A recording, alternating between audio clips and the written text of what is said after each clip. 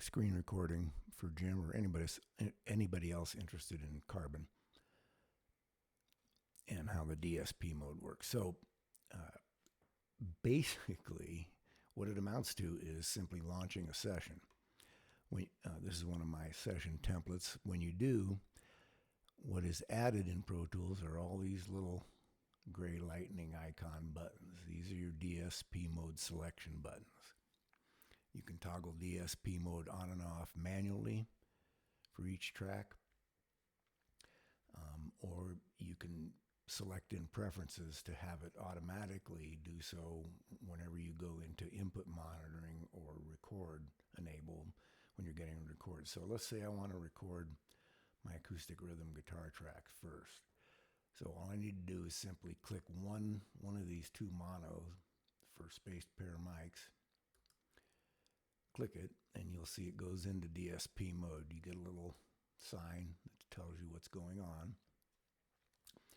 And it and all of the tracks that it feeds to and are associated with downstream of this track also all go into DSP mode. So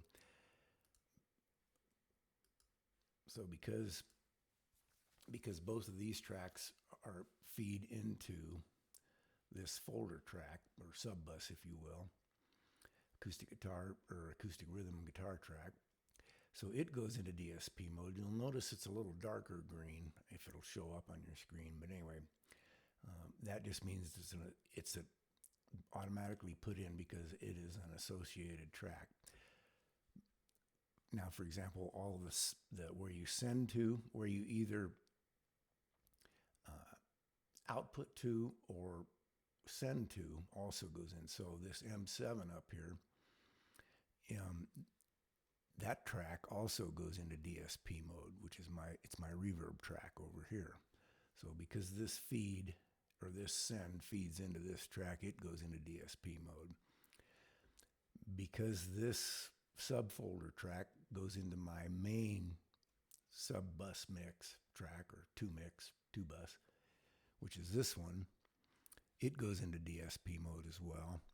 And then obviously because it feeds into the stereo monitor path, the master fader goes into DSP mode as well. So, and any plugins that are on these associated tracks that have the capability of going into DSP mode, in other words, they're AAX native and DSP capable, they also automatically go into DSP.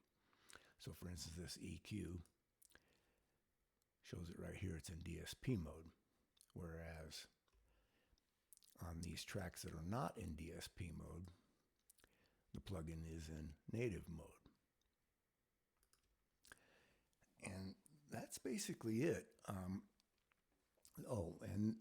so in the same session, you can have tracks that are fully in DSP mode and their associated plugins. You can have tracks that are strictly native and their plugins. Or if you have a track that is in DSP mode, but there's a native only version plugin on it, it will automatically bypass the native version plugin, unless you right click on this and put it in what's called DSP mode safe.